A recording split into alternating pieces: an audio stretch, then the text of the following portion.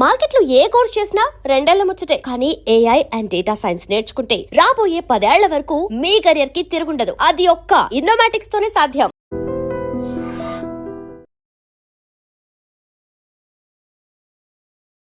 నమస్కారం, welcome to I dream. ధర్మ మార్గం విత్ విజిత కార్యక్రమానికి స్వాగతం.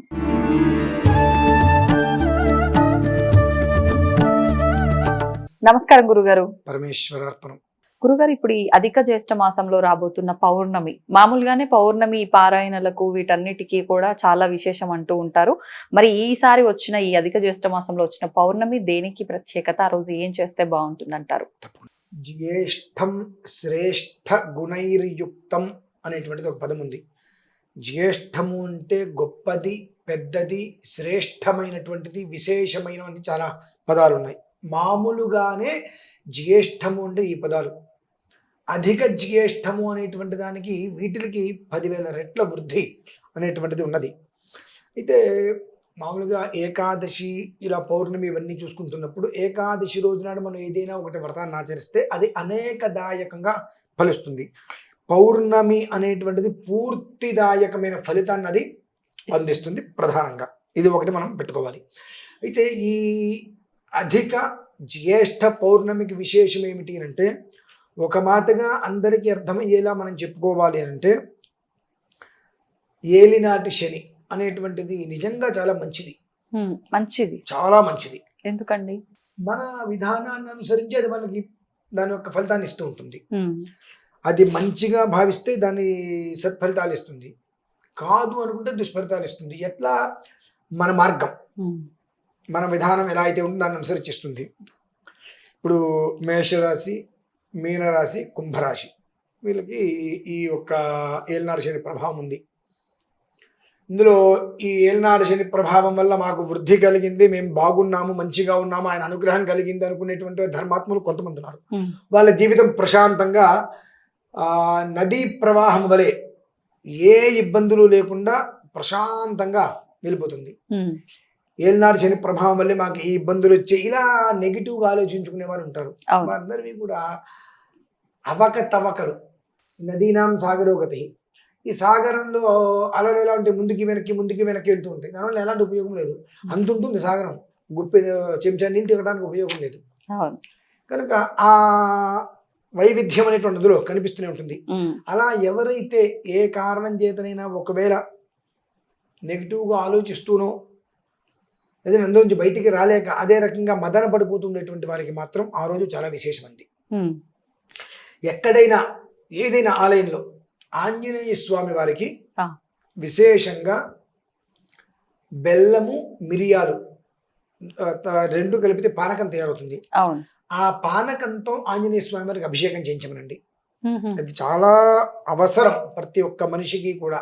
ఈ 3 రాశులలో ఉండేటువంటి వారికి నాకు ఏలినాడు శని పట్టుకుంది కాబట్టి నేను నలిగిపోతున్నాను అని ఆలోచించుకునే వాళ్ళకి మాత్రం, ఆలోచించుకోవాల్సిన అవసరమే లేదు.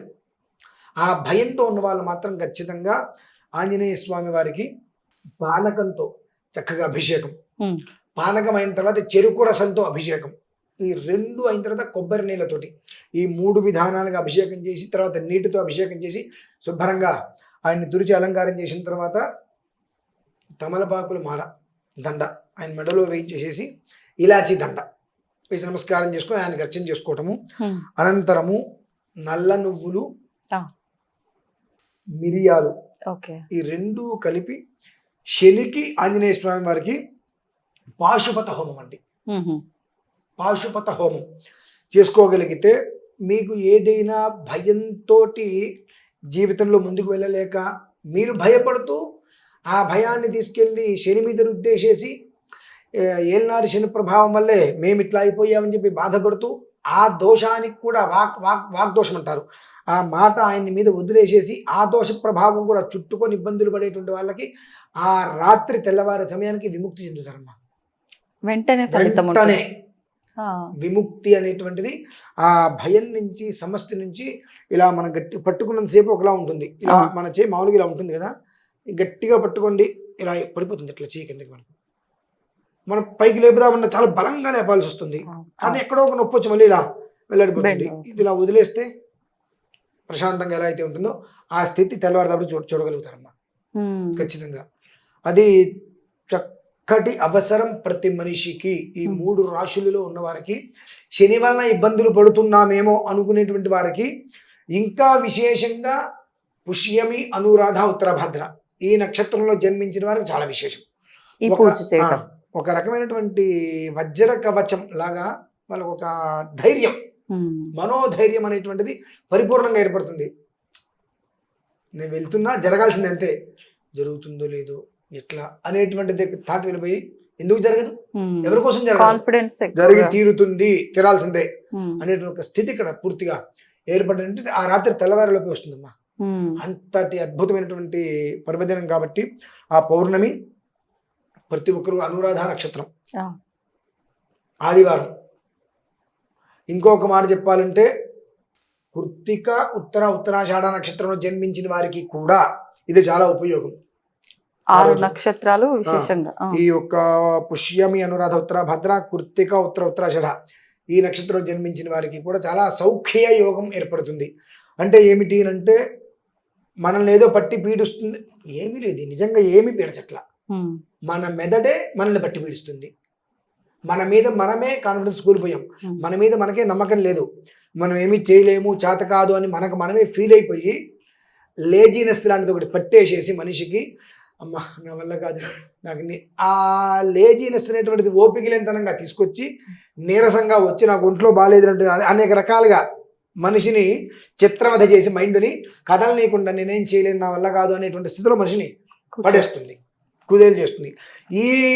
ఈ రీతిలో రోహిణి నక్షత్రం వారు ఉంటారు. మళ్ళీ ఇదే విధానంలో రోహిణి నక్షత్రం ప్రభావం ఎక్కువ ఉంటుంది. ఈ 6 నక్షత్రాలతో పాటుగా ప్రప్రధానంగా 7వది రోహిణి.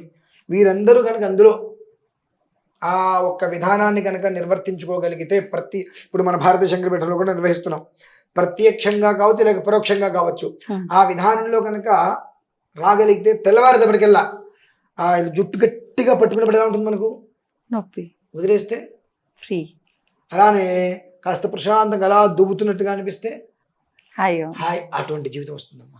అంటే అర్థం కావాలి జనాలకి, దీనివల్ల నాకేం వస్తుంది, నేను ఎంత ప్రశాంతంగా ఉండగలుగుతాను, ఇంత పెయిన్ నాకుందా లేదా అనేటువంటి విషయం వాళ్ళకి క్లారిటీ రావాలి.